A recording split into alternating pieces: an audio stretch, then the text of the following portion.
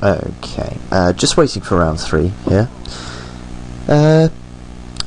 We should anticipate a blue deck, in all honesty. I can't see us not being paired against a blue deck. We saw blue being cut quite considerably. Whether it will be Simic or Dimir, I don't know. We saw a Call of the Nightwing and a Din Rover Horror, so it could be Simic, it could be Dimir, but it's more likely to be Simic, because there was a lot of green that was being scooped up somewhere down the way as well, so we should expect a Simic game, I think. Okay, our opponent is back, and again we have a very clear mulligan. No land hands once more. Again we're on the draw, so this isn't the end of the world. This has both of our land colours, and it has Scar Guildmage. We will definitely keep this. So let's see an island first. There it is. Had to be a blue deck. It's more likely going to be Simic, though I can see Dimir, the Dimir deck being quite strong. If he happened to pick up quite a lot of the removal, then we should see. If he didn't pick up any of the removal, and in fact it was the Orzhov opponent who had the removal, then we are in great shape. But I anticipate a forest to be dropped here. Yeah, there we go. There's going to be a Shamble Shark. We saw absolutely none, and they tend to go late, so I think our opponent is a very good Simic drafter, I believe. We'll just wait for the inevitable... No Shamble Shark. That's interesting. He has a lot of good green, though. Most likely a Croconura here. Okay, so just Road Denizen. Apparently I'm just getting everything wrong. Here we don't really care about the Sage's Road Denizen. Our 4/4 lands are going to get in. We can drop the Gore Clan Rampager as a 4/4, so we're not really interested in attacking here. We can always take care of anything he plays with Aurelia's Fury, so we aren't too concerned. He can attack in for 2 here. That's not really a concern for us. Sage's Road Denizen, I am an advocate for that card in the Simic deck because it does evolve every evolved creature. However, the other Denizen, of course, is better for the deck, and is better in general. You're not generally winning through mill in this format, so the incidental mill is much better in the Dimir deck where you have Death's Approach, etc. He's got 4 land. I think he's just mulling over which of his 4 drops he wants to play. Clinging Anemones? Okay. We certainly don't need to get that out of the way, and I'm more than happy just to either play a Gore Clan Rampager or just swing in with a land. We're certainly getting in for 4. Seems to have milled 2 lands away, which I'm actually quite happy with, because we seem to have hit another one. We can do any number of things here. I favour the Gore Clan Rampager now, just in case he has something like Spell Rupture. We are going to be tapping out for a lot of things like Aurelia's Fury in the future, so being able to actually get a creature to stick here is more relevant, I think. So we will play out the Rampager and just pass the turn, because we're not doing anything else at the moment. The Rampager will block the Sage's Road Denizen as well, which is nice to have. I guess I could have gone for the Homing Lightning play. That clinging enemies may become annoying, but worst comes to worst, we can just Aurelia's Fury it for 1 after damage has been assigned. Is Leyline Phantom possibly? A Verdant Haven. Okay, so he's ramping up. He could have the Gruul Rage Beast we saw. This could be not necessarily a problem for us, but certainly something to bear in mind. Here is probably going to be another 2/3. Okay, that's fine. That is fine. So our play is to swing in most likely with 2 4/4s this turn. We could also Homing Lightning. Croconura off the top is excellent. We have a lot of options here. Aurelia's Fury is not one of them yet, I don't think. Though, if we just swing in with the Gore Clan Rampager, if he blocks here, we can then 2-for-1 him, which is a very tempting play, and I think I may do that. Because Gruul Rage Beast will trade with Rubble Hulk, which I'm happy with, So let's do that. Let's swing in and offer the 2-for-1. Well, offer the block and then 2-for-1 him.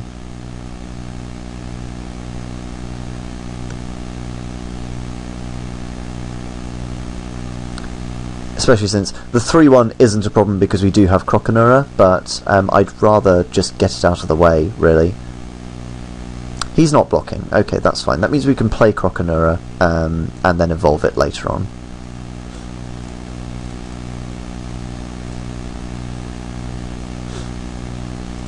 I'm quite comfortable with where we are at the moment. Just both running out things. I should anticipate a Rage Beast here. If he has the 6th land, then Rage Beast will probably come out. But we're just missing a land to be able to deal with that. He milled 2 creatures away with that last one, so a land is slightly more likely than it was when it was just the 2 lands in the bin.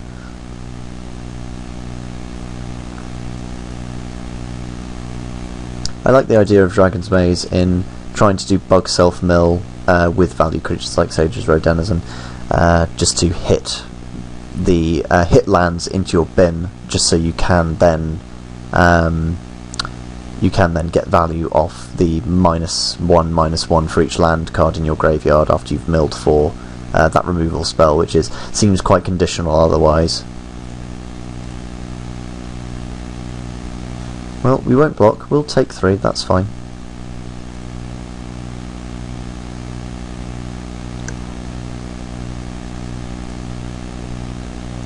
So we've hit our 6th land. Again, as I say, we'll leave Rubble Hulk back, if only because there's no reason to run it out before the Rage Beast, which I am strongly believing that that's what he has. We'll continue attacking him just with the 4/4 here. We are slowly going to win this race. He'll most likely block with the clinging enemies eventually, because he'll figure that getting the combat trick out of our hand is going to be worthwhile. More for him if he does. Let's hope he does. It seems silly for him not to attack from his not to block with the clinging enemies from his position, because he's put it down to block. And if he can get value out of it by trading for a combat trick, I don't see why he wouldn't want to do that. There we go. So now he does that. We then do 1, 2, 3, and we do 2 damage to this. Then we need 4 red and that. We 3-for-1, which is superb. If he has Spell Rupture, then that's fine as well. Yeah, we clear out the way. He has a Shamble Shark end of turn. This reduces the likelihood of...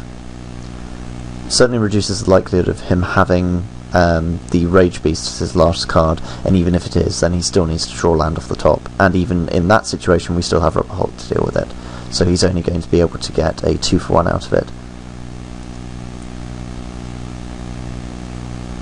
4 blue? Could be 4 blue. Another clinging enemies? Okay. Sapphire Drake. So he's getting in for 3 here.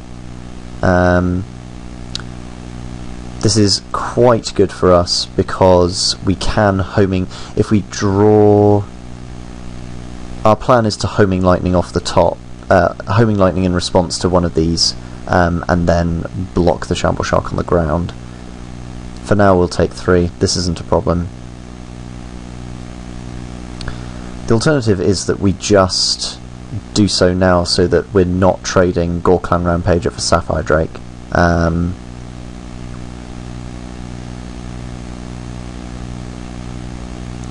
Because if we tap 4, it means we can't do that.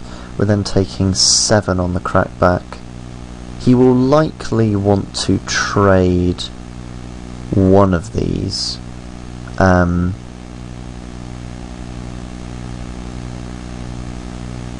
We'd be swinging in for 8, taking him to 10 if we animate the land. He would crack back for 7 in the air. He's unlikely to have a pump to cause us to be dead from that.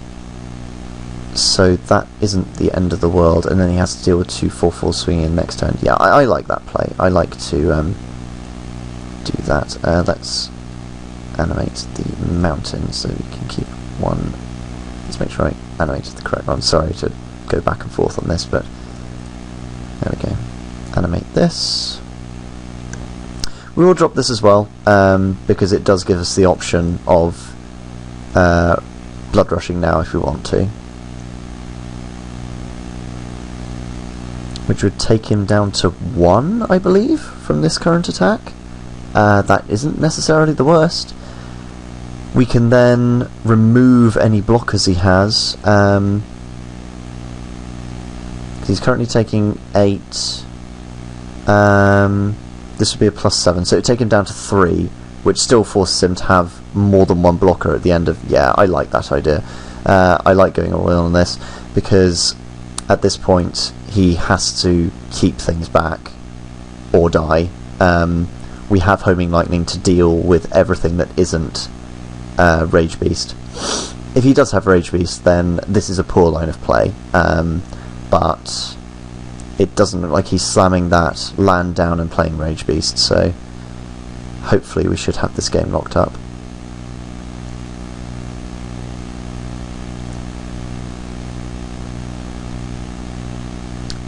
Four, 5, 6, 7, 8, 9, 10. I'm just thinking if he has some way of giving this a +1/+1 counter, but we can just block with Croconura.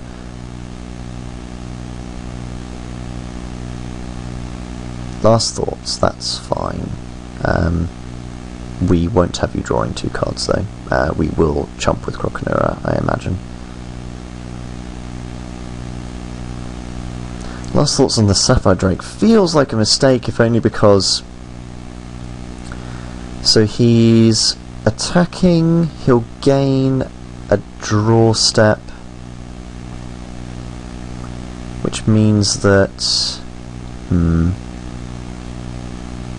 So if we trade here, then we're getting a 2 for 2, and he's still got this to deal with, and my land, so he's then forced to chump. He's unlikely to have a 2-drop, so I will actually chump here. I think that's correct. Plus land off the top means that I can make the... Okay, he has an experiment 1, that's fine. Land off the top means I can make a land, force him to block very badly, and Homing Lightning something. So we will make this forest into a land. Into a creature, I should say. Swing with the team? No, because that's a profitable block there. Though if he blocks there, he's then forced to die, so he actually has to take 2 from this. He has to take 2 from this because he has to block. He's just dead, isn't he? I believe he's just dead because I give my creatures trample. And he's got 6... He has 6 toughnesses worth to block 10... Yeah, he's dead because he's got 6 toughness to block 10... Yeah, there we go. Occam's razor, Chris. Always go to the obvious way of looking at it. Good Simic deck. He's got good end game. I still do believe he has Gruul Rage Beast. I will only be confirmed of that if I see a red source rather than just the Verdant Haven. But for now, I'm happy with the way things are, I believe. It's a mistake to think that the Simic deck is any slower than any other deck. It can be so explosive. So I will keep this exactly as it is and carry on.